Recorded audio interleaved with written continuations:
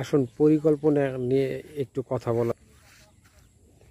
সেটা হলো, এটাকে বলা হয় কালভার্ট। মানে এটার নিচে একটা গ্যাপ আছে, এইখানে যে মানে বিশাল চক বলে, বিশাল বা নদীর তলদেশ বলা যায়, যেহেতু এখানে একটা ব্রিজ আছে।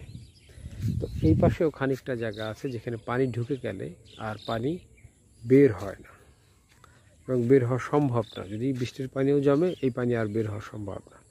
দেখুন, এটার এই মুখে আটকে দিয়ে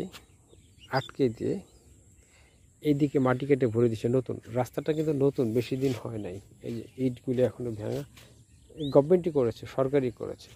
তা সরকার যত টাকা খরচ করে এই কালভার্টটা করেছে, এটা প্রায় 3-3.5 লাখ টাকা তো লাগছেই। কারণ হলো যে আপনার ঢালাই, আপনি বুঝতেই পারছেন, পুরোটাই ঢালাই দেওয়া।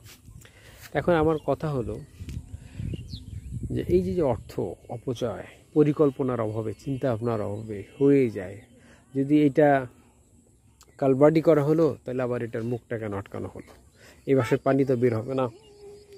এবং এটার যে কারণে এটা দেওয়া হয়েছিল সেটাও হচ্ছে না।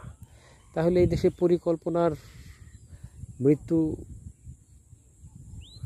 যে প্রতিনিয়ত ঘটে যাচ্ছে, একদম বইয়ের থেকে যারা করে সেটাও মনে করেন কোনো পরিকল্পনাই হয় না। লাস্ট পর্যন্ত দেখা গেল এক রাস্তা 10 বার ঘুরতে হয় ঢাকা সিটিতে।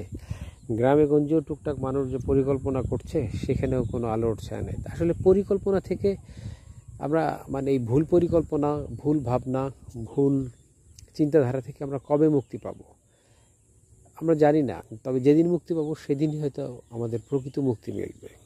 কিছু ঠিক জাস্ট বলার নেই।